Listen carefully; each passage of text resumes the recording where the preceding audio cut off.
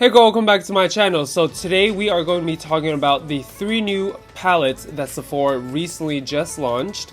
They launched their Editorial Pro palette, the Warm palette, as well as the Cool palette. But in this video we're going to be swatching the Editorial palette. That's the one with the bright colors, the neon shades, the out of the norm colors. So if you would like to see the swatches, just keep on watching.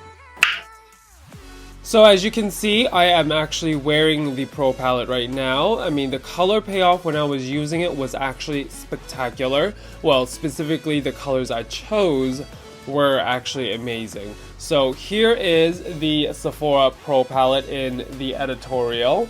I'm going to show you the inside. So the colors are fabulous. As you can see, you've got a bunch of light colors, but you got those bam, you got those bright intense neon colors along with your neutrals such as your blacks and then your whites, of course. So this palette has 28 different colors.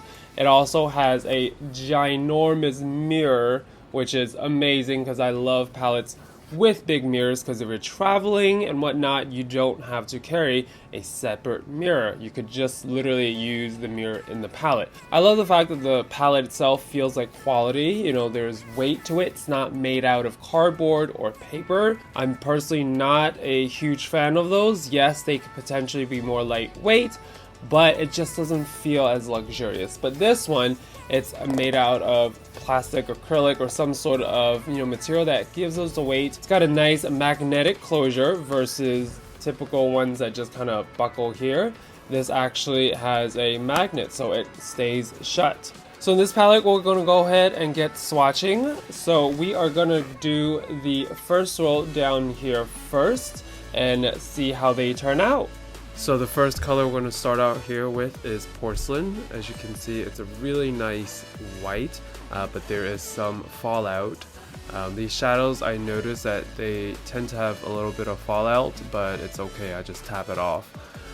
Next, we are going in with White Gold.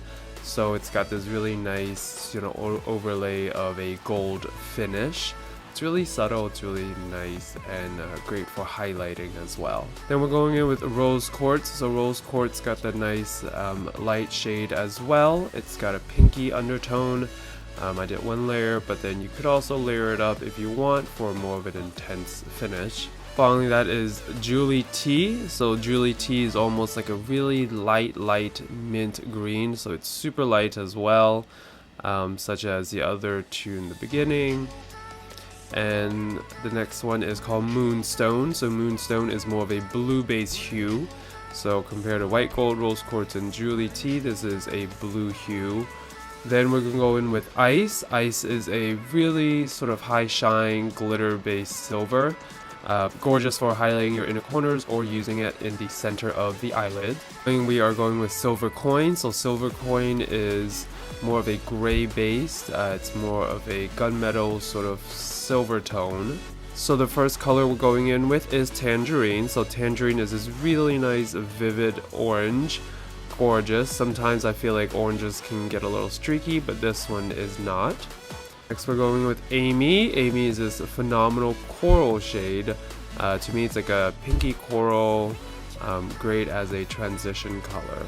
Following that, we're going in with a really nice sort of pinky berry tone. This is Eliza D. Phenomenal color, by the way. Following that, we're going in with your like Barbie pink. It's hot pink. It's Miss Tila. So this one is a gorgeous pink.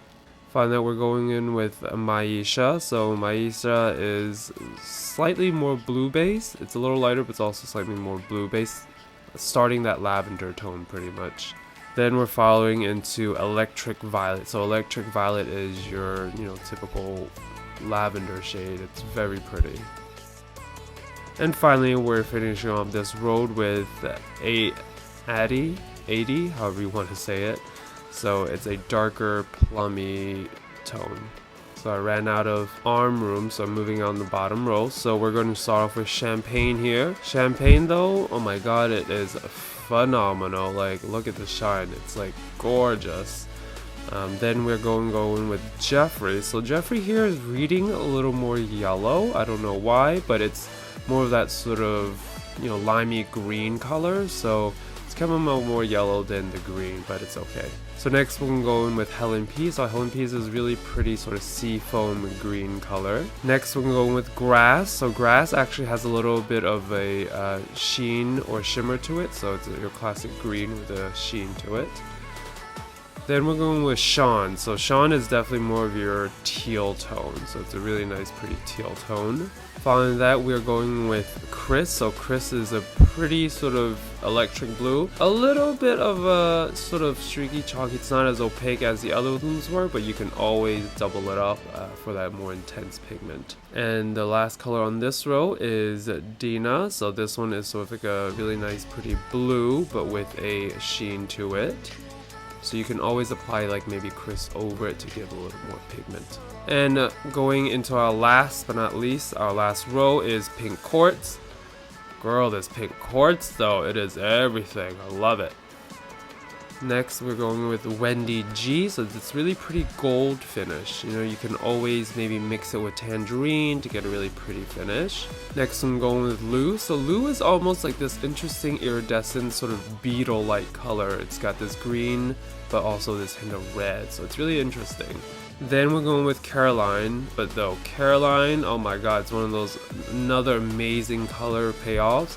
Caroline is like this really pretty burgundy rosy tone. It's gorgeous. Then we're going to go with Hector E. So Hector E is really nice sort of burnt orange. So this is more like a true burnt orange. Then David. So David's is really nice olivey green with a shimmer. And then finally, but not least, out of all the color is Aldi. So Aldi is sort of this black, but with specks of glitter in it as well. So here's an up close of the colors. So some of these colors I'm actually very interested in trying them with a wet brush, especially the ones with a shimmer. So with the mattes I would be a little more careful, but with the shimmers I feel like you could definitely wet your brush and apply it on and get a really nice finish. So those were the swatches of the Sephora Pro palette in Editorial. So what I have to say about this particular palette is I love the colors as well as the variety of different finishes. As you can see in technically the first row here, they had a bunch of sort of iridescent finishes. It can honestly be a substitute for even the Kat Von D, the Alchemist palette, where it's the highlighter, because literally 4 of these have that very similar tone. I've actually used it as a highlighter today. So these are some phenomenal shades. They also have some gorgeous sort of, you know, glitter based ones that are really nice and pearlescent. And then of course they have the dramatic colors that are more of the matte. So I'm going to have to say this palette is phenomenal. For the price of $68, you get 28 different colors. I mean, that is a steal. I mean, of course there are brands out there that offer kind of similar palettes where it's very colorful and neon, along with having shimmers and whatnot. But I mean, this palette honestly though is great. Granted, I would have to say though, some of the formulas were not as, you know, buttery as the other ones were, so I was kind of let down on some of those colors, but majority of them had great payoff. So I would just say that most of the colors were unfortunately a little bit on the chalky side. I mean, it is very difficult to create bright neon colors, so I totally understand that, but at least the payoff to me was phenomenal, so I don't mind it. I mean, there were some fallouts as well. I mean, when I was using it and applying it on my eye, there wasn't any fallout when it got to my eye though, so I'm fine, because usually what I do is I dip my brush and I would just tap off some of the excess shadow, and I personally do that with all my shadows, so it's not just with this particular palette. I mean, I do it with my Naked palettes, I do it with my Smashbox palette, I do it with all of them. So all of them I just have that habit of tapping and then applying, just in case there were fallouts, especially when it comes to like really pigmented colors, really bright colors, or even like really glittery colors. I always tap it just to be on the safe side.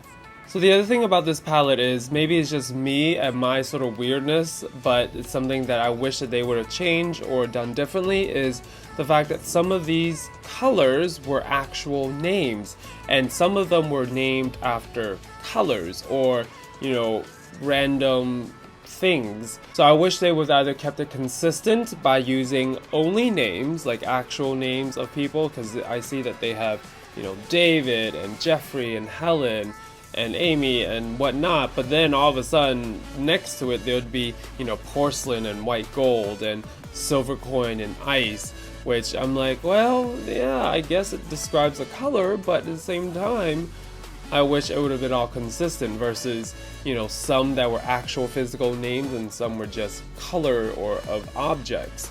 So that's just a little bit of my pet peeve, but hey, you know, it's color, you know, it's eyeshadow, you can't worry about it too much. And also the name of the colors were all printed on this plastic film that kind of goes over the shadows, so when you discard that, it, you know, you pretty much don't really see anything unless you have the box or the plastic film that originally came with it.